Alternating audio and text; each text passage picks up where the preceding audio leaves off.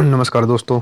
ये हमारी एथिक्स का चौथा वीडियो है जिसमें हम करेंगे कुछ महत्वपूर्ण टॉपिक। शासन में नैतिकता से संबंधित कुछ जो विद्वान हैं, चिंतक हैं, उन्होंने अपने विचार क्या रखे उसको लेकर हमारा पहला टॉपिक कांट के अनुसार नैतिकता क्या है।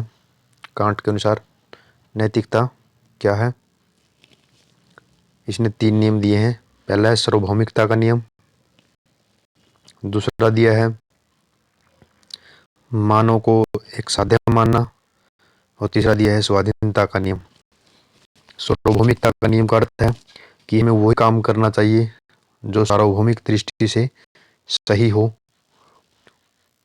अगर वो आपके लिए सही है लेकिन दूसरों के लिए हानिकारक है, वो काम नहीं करना चाहिए।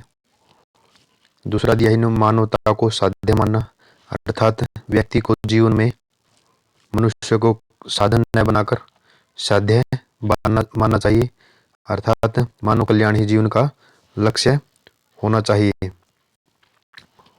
जिस प्रकार अगर दास प्रथा टाइम में देखें तो मनुष्य को केवल वस्तु की तरह खरीदा और बेचा जाता था, और उनका शोषण, चाहे वो आर्थिक हो, चाहे मानसिक हो, चाहे शारीरिक हो, वो शोषण किया जाता था। उस टाइम मनुष्य को क्या मानते थे? साध्य न मानकर साधन माना जाता था। लेकिन कांट ने क्या कहा है? मनुष्य को साधन की बजाय साध्य मानना चाहिए, अर्थात मनुष्य का कल्याण सर्वोपरि लक्ष्य होना चाहिए। तीसरा है स्वाधीनता का नियम, अर्थात मनुष्य को अपने काम करने की स्वतंत्रता होनी चाहिए, अर्थात जो दास प्रथा है या गुलामी प्रथा है उसको अनैतिक माना। व्यक्ति को स्वतंत्र होकर निर्णय लेना चाहिए। ये कांट के 3 नियम है। और दूसरा कांट ने कहा कि व्यक्ति है ना 3 चीजों से प्रेरित होकर कार्य करता है। पहला करता है वो संवेग से। संवेग का मतलब अर्थ है कि वो प्रेम भाव या संवेग में आकर, क्रोध में आकर कोई कार्य करता है। दूसरा है लालच में आकर कोई कार्य करता है। और तीसरा उसने कहा कर्तव्य चेतना के आधार पर। पहले में क्या है? व्यक्ति किसी को प्रेम करता है, किसी को चाहता है, लगाव है, तो उसके हित के लिए कार्य करता है, जो अस्थायी रूप से होता है। अर्थात वर्तमान में आज जिसको वह चाहता है, क्या पता है कल को वह उसको ना चाहे और उसके हित के प्रति उपेक्षित बनने लग जाए। दूसरा मैंने आपको बताया कि लालच में, जिस प्रकार व्यापारी होता है या व्यवसाय होता है, वो लालच में आकर ही कोई कार्य करता है। लेकिन कांट के नियम के अनुसार व्यक्ति को कर्तव्य का पालन कर्तव्य चेतना प्रेरित होकर करना चाहिए, क्योंकि कर्तव्य चेतना व्यक्ति को कैसी भी परिस्थिति हो उसको कर्तव्य के प्रति उत्सुक, उत्साहित बनाए रखती है, अर्थात वह हमेशा कर्तव्य का पालन करता है। और जो कर्तव्य, जो कार्य कर्तव्य चेतना से प्रेरित होकर किया गया है वह कार्य सदैव नैतिक होता है, क्योंकि यह कर्म निस्वार्थ भाव से किया होता है, ना ही लालच से और ना ही प्रेम भाव या जो अक्षणिक घटने हैं, भाव हैं, उनके ऊपर आधारित होता है। ज्ञान साहस विवेक, ज्ञान साहस नैतिक है किंतु निरपेक्ष नहीं है, क्योंकि जिस प्रकार सुकरात ने कहा था ज्ञान साहस वो क्या होते हैं? सद्गुण होते हैं। लेकिन कांट ने क्या कहा कि ज्ञान नैतिक भी हो सकते हैं और अनैतिक भी हो सकते हैं, क्योंकि ज्ञानी, जिस प्रकार आप एक देख सकते हैं, अगर कोई आतंकवादी है वो क्या पता कितनी अच्छी एजुकेशन प्राप्त करके भी अपने ज्ञान का प्रयोग देश हित में या समाज हित में ना करके देश के विनाश में या समाज के विनाश में करता है। उसके पास साहस भी है। जिस प्रकार आपने देखा होगा कि अकेला व्यक्ति आत्मघाती बम के रूप में प्रयोग होने के लिए तत्पर हो जाता है, लेकिन वहां पर ज्ञान और साहस नैतिक नहीं होता बल्कि उसका दुरुपयोग होता है। तो आगे क्या कहा है? क्वेश्चन बना है, अगर क्वेश्चन आता है कि क्या आत्महत्या करना अनैतिक है, तो आप इसके 2 ही पक्ष लिखेंगे। अनैतिक क्यों है? क्योंकि जीवन का विनाश हो जाता है, जबकि जीवन रक्षा मानव का प्राथमिक कर्तव्य होता है। दूसरा क्या कहा है? शारीरिक मानसिक शक्तियों का विकास करना मानव का प्राथमिक कर्तव्य है। तीसरा क्या है? कानून के विरुद्ध है, इसलिए आत्महत्या क्या अनैतिक होता है। नैतिकता के निर्धारक कौन कौन से हैं? अलग अलग विद्वानों ने अलग अलग थ्योरी दी है। कुछ ने उपयोगितावाद को बढ़ावा देने के लिए कहा है कि उपयोगितावाद सब कुछ है। इसमें हम बेंथम और मील को भी ले सकते हैं, हमने पहले भी जिक्र किया है बेंथम और मील। इस उपयोगितावाद क्या करता है कि यह अधिकतम व्यक्तियों के अधिकतम कल्याण पर बल देता है। हर वह गतिविधि या संस्था या कानून जिससे अधिकतम व्यक्तियों का कल्याण होता है वह नैतिक होती है। उपयोगितावाद बनाम कानून मतलब एक तरफ अधिकतम लोगों का लाभ होता है, दूसरी तरफ कानून का उल्लंघन होता है। या हम कह सकते हैं एक तरफ कानून का पालन होता है, दूसरी तरफ अधिकतम लोगों का हित खतरे में पड़ता है। बेंथम मिल उपयोगितावाद को महत्व देते हैं, अर्थात वही कार्य ऐसी है जो अधिकतम लोगों को फायदा पहुंचाता है। लेकिन सुकरात क्या कहते हैं, कानून का पालन सर्वोपरि है। अब उसने एक एग्जाम्पल भी लिया है कि एक रेल आ रही है, उसमें कुछ तकनीकी कमियों के कारण वह आगे नहीं जा सकती, लेकिन रेल के सामने दो पटड़ियां हैं। एक टूटी हुई पटड़ी है जिसके ऊपर एक बच्चा खेल रहा है और बच्चे को पता है कि इस पटड़ी पर रेल नहीं आएगी और इस पर खेलना भी गैर कानूनी नहीं है। लेकिन दूसरी पटड़ी सही है, इस पे 200 आदमी या 20 आदमी खेल रहे हैं या विश्राम कर रहे हैं। उनको पता है कि ये पटरी सही है और इस पर विश्राम करना गैर कानूनी है। लेकिन जब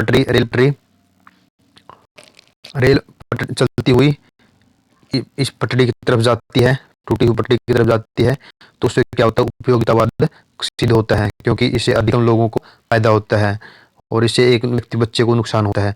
लेकिन अगर आप सुकरात या कानून के नियमों को महत्व देते हैं तो जो व्यक्ति कानून का नियम का पालन करता है, ये बच्चा कानून के नियम का पालन करता है, उसको बचाना मुख्य उद्देश्य होना चाहिए और इस जो रेल को सही पटरी पर आना चाहिए, क्योंकि उन्होंने कानून का उल्लंघन किया है। हम देखते हैं कि उपयोगितावाद क्या है। अधिकतम व्यक्तियों का अधिकतम कल्याण ही उपयोगितावाद कहलाता है। इसके अनुसार जिस नियम या कानून के पालन से अधिकतम व्यक्तियों को का कल्याण होता है, तो यह नियम और नैतिक कर्म नैतिक होता है। जैसे झूठ बोलने से अधिकतम व्यक्तियों का अधिकतम कल्याण होता हो तो झूठ बोलना नैतिक होता है। आप देख सकते हैं, अगर कहीं पर किसी जो वाहन दुर्घटना में किसी व्यक्ति की मौत हो जाती है, तो एक ट्रैफिक हवलदार झूठ बोलता है कि इसमें सामने वाला का कोई कसूर नहीं है। इससे क्या होता है, जो दंगे होते हैं वो रुक जाते हैं और व्यवस्था को संभाला जा सकता है। अगर वह व्यक्ति जो ट्रैफिक ड्यूटी होल्डर है या जो निरीक्षक है, अगर सच बोल देता है कि जो सामने वाला व्यक्ति है उसने ही जानबूझकर इसको टक्कर मारी है, तो लोग दंगे करेंगे और उसको जान तक से भी मार सकते हैं। और प्रश्न यह उठता है कि उपयोगितावाद एवं कानून के बीच संघर्ष की स्थिति में किसे चुना जाना चाहिए। अगर आप उपयोगितावादी विचार देखें, बेंथम और मिल ने उपयोगितावाद को महत्व दिया है, किंतु ग्रीक विचारक सुकरात ने आज के लोकतंत्र व्यवस्था में कानून के पालन को महत्व दिया जाता है। क्यों? कानून की उपेक्षा करेंगे तो इससे क्या होगा, कानून की उपेक्षा करेंगे इससे क्या होगा, कानून के प्रति नकारात्मक अभिवृत्ति पैदा होती है, जिसका प्रतिकूल प्रभाव सामाजिक व्यवस्था पर पड़ता है। एक प्रशासक कानून के अनुपालन के प्रति प्रतिबद्ध उत्तर जवाबदेह होता है।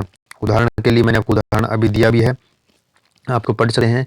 एक उदाहरण के माध्यम से कानून व उपयोगितावाद के बीच संघर्ष का समझा जा सकता है। जैसे दो रेलवे ट्रैक हैं, इसमें एक रेल ट्रैक खराब हो चुका है, उस पर एक बच्चा खेल रहा है। दूसरा रेल ट्रैक अच्छा है लेकिन उस पर 20 बच्चे खेल रहे हैं और उस पर ट्रेन चलाना कानूनी रूप से सही है।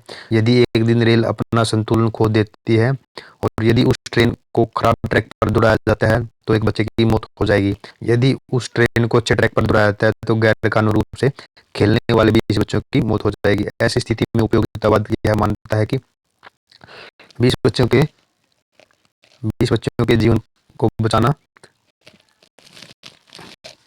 प्राथमिकता है, किंतु दूसरी ओर कानून का पालन प्राथमिक भी जरूरी है, प्राथमिक है। यदि बच्चों को बचाने के लिए ट्रेन को खराब ट्रैक पर भेज दिया जाता है, इससे कानून का पालन करने वाले को क्षति होगी।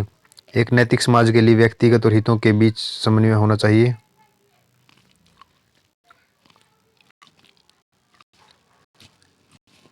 इस प्रकार कहते हैं, जिसका वो है क्या नाम है,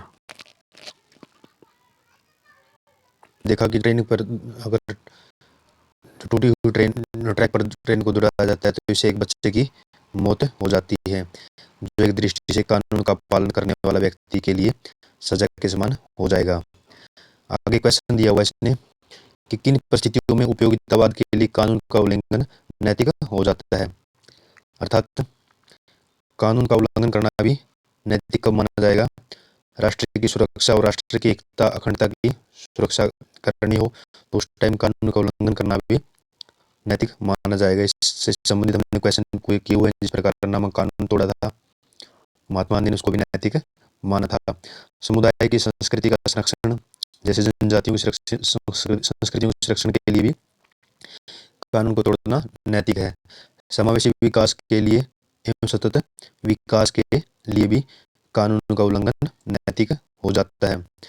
नेक्स्ट एक क्वेश्चन और दिया हुआ इसने, क्या क्या उपयोगितावाद को नैतिकता का निर्धारक मानना सही है? अधिकतम लोग का अधिकतम लाभ हो, इसको नैतिक माना जा सकता है।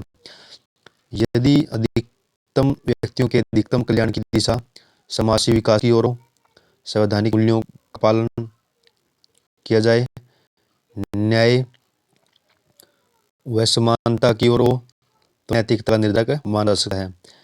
दूसरा, यदि उपयोगितावाद से स्वार्थी समाज को प्रोत्साहन, जातीय धार्मिक प्रोत्साहन को भेदभाव को बढ़ावा मिलता है या निरंकुश व्यवस्था की ओर प्रोत्साहित होता है, भ्रष्टाचार को मान्यता मिलती है, तो इसको नैतिकता का निर्धारक नहीं माना जा सकता।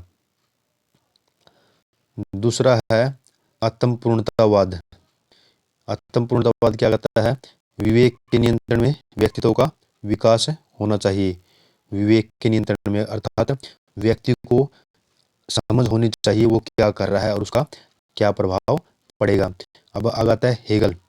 इसने नैतिकता के 3 मानक बताए हैं: कानून प्रेरित नैतिकता, स्वप्रेरित प्रेरित नैतिकता और व्यक्तिगत हित व सामाजिक हित का समन्वय। अगर मैं सामान्य भाषा में बताऊं, हेगल क्या कहा कि व्यक्ति गलत काम क्यों नहीं करता? पहला कारण है वो कानून के डर से नहीं करता, अर्थात वह सही काम करता है। क्यों करता है? कानून से प्रेरित होता है। दूसरा, स्वप्रेरित नैतिकता, अर्थात व्यक्ति गलत काम क्यों नहीं करता? उसकी अंतरात्मा गलत काम करने के लिए मना करती है और उसकी अंतरात्मा सही दिशा प्रदान करती है। तीसरा है व्यक्तिगत हित एवं सामाजिक हित का समन्वय, अर्थात जो व्यक्तिगत हित है और सामाजिक हित है उनके बीच में संतुलन अगर बनाते हैं तो वो भी नैतिकता का निर्धारण माना जा सकता है। हेगल व्यक्तिवाद की अपेक्षा सामाजिक हित को महत्व देते हैं। हेगल ने नैतिकता के विकास की 3 स्थितियां बताई हैं। नंबर 1 है कानून प्रेरित, दूसरा है स्वप्रेरित, तीसरा है व्यक्तिगत हित और सामाजिक हित का समन्वय करने वाली नैतिकता। कानून के डर या प्रलोभन से नैतिक नियमों का पालन करना, जैसे सड़क नियमों का पालन करना, टैक्स भरना। दूसरा, स्वप्रेरित नैतिकता, अर्थात स्वेच्छा से नैतिक नियमों का पालन करना। तीसरा है व्यक्तिगत हित और सामाजिक हित का समन्वय करने वाली नैतिकता।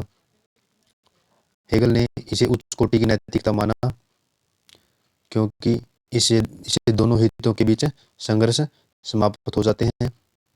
जो अगर व्यक्तिगत हितों का भी के ऊपर भी न कोई नकारात्मक प्रभाव ना पड़े, जो सामाजिक हित है उनके बीच भी ऊपर भी नकारात्मक प्रभाव ना पड़े, इनके बीच में समन्वय को सही नैतिकता का उच्च कोटि की नैतिकता माना है। क्यों माना है? इससे तो समाज में संघर्ष समाप्त होगा, दूसरा एक दूसरे का सहयोग करेंगे और सकारात्मक मूल्यों का विकास होगा, समाज कल्याण के प्रति प्रतिबद्धता होगी, सामाजिक न्याय में वृद्धि होगी, समावेशी विकास और सतत विकास को बढ़ावा मिलेगा। अगर व्यक्तिगत या डायग्राम बना सकते हैं, अगर व्यक्तिगत हित और सामाजिक हित के बीच में समन्वय करते हैं तो क्या क्या लाभ होगा? पहला होगा समावेशी और सतत विकास, दूसरा समाज में मानता आएगी, तीसरा कर्तव्य चेतना में वृद्धि होगी, चौथा कानून का पालन और बेहतरीन क्रियान्वयन होगा, पांचवा भ्रष्टाचार की समाप्ति होगी, छठा संपूर्ण समाज का विकास होगा और सातवां क्या है?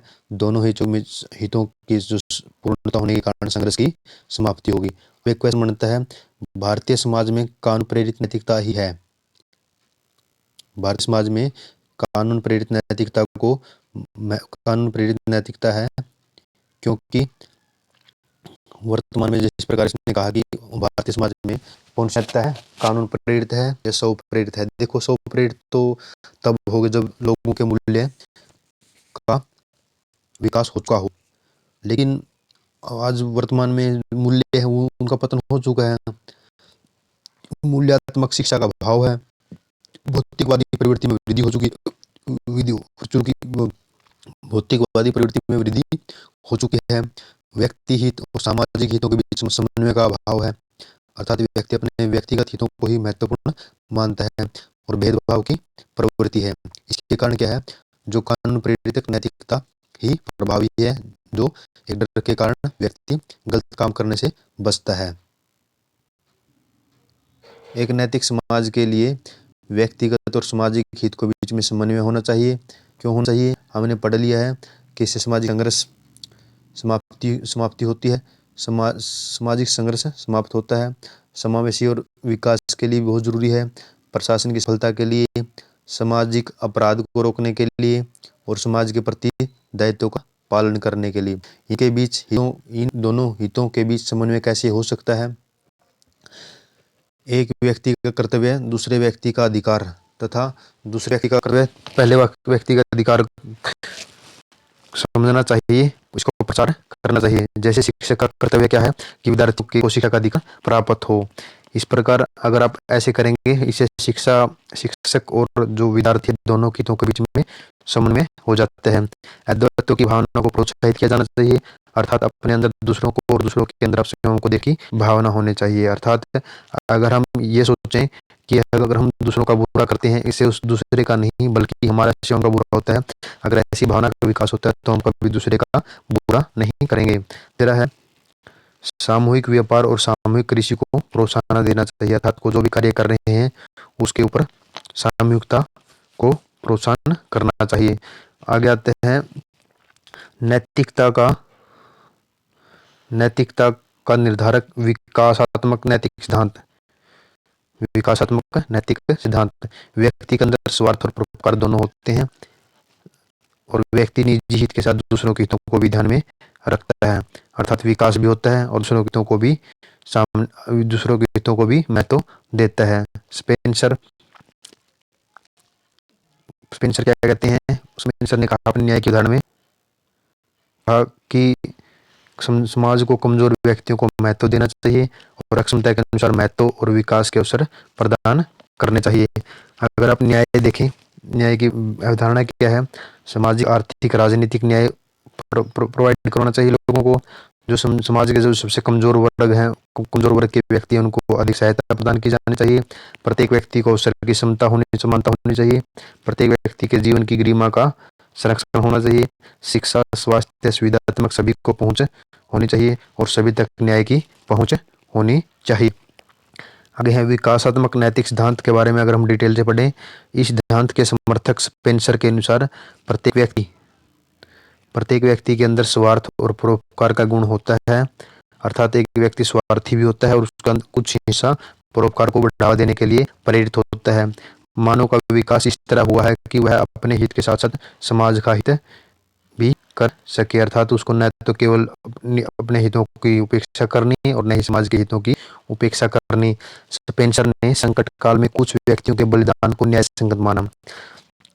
स्पेंसर ने क्या कहा? अगर भी परिस्थितियां पैदा हो जाती हैं तो कुछ व्यक्तियों को बलिदान देना पड़ता है। चाहे आप स्वतंत्रता आंदोलन देख सकते हैं, चाहे फ्रांस की क्रांति देख सकते हैं, चाहे आप रूस की क्रांति देख सकते हैं। इस क्रांतियों में देश के हित के लिए, समाज के हित के लिए व्यक्तियों को अपनी कुर्बानी देनी पड़ी और स्पेंसर ने इसको नैतिक और न्यायसंगत माना। ये देश की रक्षा और देश के निवासियों की सुरक्षा के लिए देश के सैनिक कुर्बानी देते हैं तो उसको नैतिक माना जा सकता है। स्पेंसर ने न्याय के दो मुख्य सिद्धांत दिए हैं। समाज का जो सदस्य जितना असहाय है उसे दूसरों का उतना ही सहयोग और संरक्षण प्राप्त होना चाहिए। समाज के जो सबसे कमजोर व्यक्ति हैं उनको समाज में अपेक्षाकृत अधिक संरक्षण प्रदान होना चाहिए। दूसरा उसने सिद्धांत दिया है, समाज के प्रत्येक सदस्य को उसकी अक्षमता के अनुसार महत्व और विकास के अवसर प्रदान किए जाने चाहिए तथा अर्थात योग्यता और क्षमता में अंतर होने के कारण सभी व्यक्तियों को समान सुविधा देना न्याय के अनुसार उचित नहीं है। अर्थात एक व्यक्ति बहुत ज्यादा मेहनत करके योग्य बनता है और दूसरा व्यक्ति आलसी है, लेकिन अगर उनको समान फल प्रतिफल दिया जाता है वो भी नैतिक नहीं माना जा सकता। इसलिए उनकी योग्यता और क्षमता के अंतर होने के कारण सभी व्यक्ति को उनकी योग्यता के अनुसार ही प्रतिफल मिलना चाहिए। वस्तुतः प्रत्येक व्यक्ति को उसकी योग्यता क्षमता के अनुसार अवसर प्रदान करना ही वास्तविक न्याय है। लेकिन अवसर सबको बराबर मिलना चाहिए, लेकिन प्रतिफल उनकी क्षमता और मेहनत के अनुसार ही मिलना चाहिए। यही इसे ही न्याय, इस तरह के न्याय की स्थापना करना प्रशासकों का आवश्यक कर्तव्य होता है। चाहे प्रशासक हो चाहे एक सामाजिक व्यक्ति हो, उनका कर्तव्य होता है। अगर आपसे पूछ लिया जाता है कि आपके अनुसार वास्तविक न्याय क्या है, आपके अनुसार वास्तविक न्याय क्या है, तो आप क्या लिखेंगे? तो मेरे अनुसार मैं अगर लिखूंगा तो सामाजिक आर्थिक राजनीतिक न्याय होना चाहिए, प्रत्येक व्यक्ति की गरिमा सुरक्षित रहे और बंधुता को प्रोत्साहन मिले, जाति धर्म लिंग के आधार पर भेदभाव न हो, जाति धर्म लिंग के आधार पर भेदभाव न हो, सभी तक शिक्षा स्वास्थ्य सुविधाओं की सभी तक शिक्षा स्वास्थ्य सुविधाओं की पहुंच हो, शासन का स्वरूप लोकतांत्रिक हो, अवसर की समानता हो और कमजोर व्यक्तियों को अधिक सहायता मिले और निर्णय प्रक्रिया में लोकतांत्रिकरण हो। अर्थात किसी को बाध्य या गुलामों की तरह पेश ना किया जाए। अगर आप देखें न्यायपूर्ण समाज का निर्माण कैसे हो सकता है, आप इसको डायग्राम अनुसार भी समझा सकते हैं कि विधि का शासन होना चाहिए, कानून का क्रियान्वयन करने वाले जो एजेंसी है उनकी सक्रियता और सत्यनिष्ठा जो एजेंसी है वो प्रतिबद्ध होनी चाहिए, समावेशी विकास और सतत विकास को बढ़ावा देना चाहिए, लोकतांत्रिक मूल्यों को संवैधानिक सरकार व संवैधानिक मूल्यों का अनुपालन होना चाहिए, प्रशासनिक मूल्यों की जीवंतता को बढ़ावा देना चाहिए। न्यायपूर्ण समाज के समक्ष क्या क्या चुनौतियां हैं? न्यायपूर्ण समाज के समक्ष क्या क्या चुनौतियां हैं? पहली बात तो भ्रष्टाचार भी आप देख सकते हैं कि एक व्यक्ति दूसरों के हितों जो संसाधन है उसको हड़पने की कोशिश करता है। सामाजिक और धार्मिक सुधार के प्रति उदासीनता है, प्रशासनिक और राजनीतिक भ्रष्टाचार के कारण न्यायपूर्ण समाज की उपेक्षा होती है, न्यायालय की प्रक्रिया इतनी जटिल है, इतनी महंगी है कि सब तक न्याय नहीं पहुंच पाता, लैंगिक और जातीय आधार पर भेदभाव है और प्रशासनिक पक्षपात और कानून के शासन की उपेक्षा की जाती है। अगर आप देखें कि न्यायपूर्ण समाज के लिए प्रयास हमेशा आपको एथिक्स में जो अगर उपाय करते हो तो उसको तीन दृष्टि से देखना चाहिए।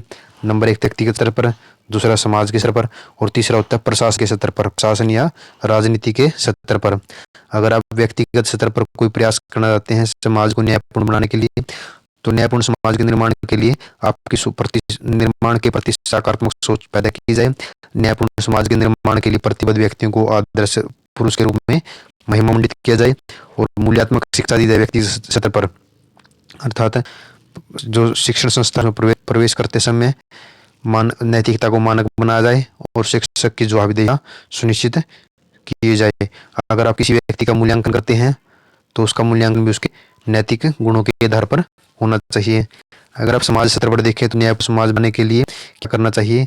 ऐसी संस्कृति का विकास करना चाहिए जहां सामूहिकता की भावना हो, सहयोग की भावना हो, एक दूसरे के हितों के प्रति सकारात्मक सोच हो, सामाजिक स्तर पर सुधार पर बल, इसके लिए समाज के लोगों को प्रोत्साहन दिया जाए। समाज के बौद्धिक वर्ग द्वारा पहल की जानी चाहिए, ताकि अन्य लोग भी इसका पालन करें। अंतरजातीय विवाह को प्रोत्साहन होना चाहिए ताकि समाज में जो जाति व्यवस्था उसको समाप्त हो सके और जो लैंगिक भेदभाव हो उसको भी समाप्त करना चाहिए। जो व्यक्ति ऐसे न्यायपूर्ण समाज को प्रोत्साहित करता है उस समाज को सामाजिक सामूहिक स्तर पर सम्मानित करना चाहिए। मंदिरों के एससी और एसटी समुदाय के लोगों को पुजारी के रूप में नियुक्त करना चाहिए, इससे इनके साथ भेदभाव कम होगा। अगर आप प्रशासनिक स्तर पर देखें तो क्या कर सकते हैं? कानून के क्रियान्वयन के लिए प्रशासक को जवाबदेह ठहराया जाना चाहिए। प्रशासक की उन्नति का अधिकार सत्यनिष्ठा व कर्तव्यनिष्ठा के प्रति उनका समर्पण हो। प्रशासक का सोशल ऑडिट होना चाहिए, अर्थात उसके जो प्रमोशन या प्रोन्नति का आधार सामाजिक जो मूल्यांकन है उस आधार पर उसका होना चाहिए, जिसको हम सोशल ऑडिट कहते हैं। प्रशासक और जनता के बीच संवाद के बीच में संवाद व अंतःक्रिया होनी चाहिए। गवर्नेंस को प्रोत्साहन देना चाहिए और प्रशासनिक भ्रष्टाचार को कम करने के लिए विवेकशीलता में कमी होनी चाहिए। आरटीए जैसे कानून का सही से पालन होना चाहिए।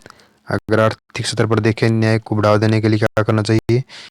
न्याय आर्थिक लाभों का न्याय संगत वितरण होना चाहिए, जिसमें समावेशी विकास, सतत विकास और रोजगार के लिए अवसर की समानता, रोजगार के लिए वंचित वर्गों को आर्थिक सहायता देनी चाहिए।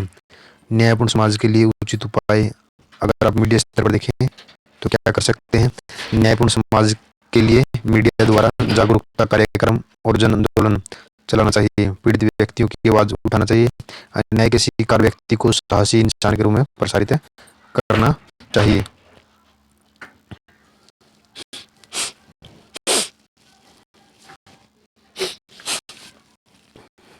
क्वेश्चन बनता है कि न्यायपूर्ण समाज की उदाहरण स्पष्ट करें।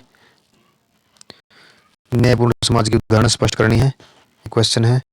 और न्यायपूर्ण समाज के लिए आप क्या सुझाव देंगे? हम जो ऊपर क्वेश्चन हमने उपाय बताए उनको आप कर सकते हैं, चाहे व्यक्तिगत स्तर पर हो, चाहे समाज के स्तर पर हो, चाहे प्रशासनिक स्तर पर हो, चाहे आर्थिक स्तर पर हो, चाहे मीडिया स्तर पर भी हो। आप इसको क्वेश्चन का जवाब लिख सकते हैं। दोस्तों धन्यवाद। ये हमारी अच्छी सी 5 वीडियो थी। अगर आपको वीडियो लगती है तो भी सुनिए, वरना टाइम वेस्ट ना करें। अगर अच्छी लगती है तो उसको शेयर भी करें, लाइक भी करें और चैनल को सब्सक्राइब करें, ताकि मुझे मोटिवेशन मिलता रहे और मैं आपको अपनी तैयारी में सहयोगी बना सकूँ। धन्यवाद दोस्तों।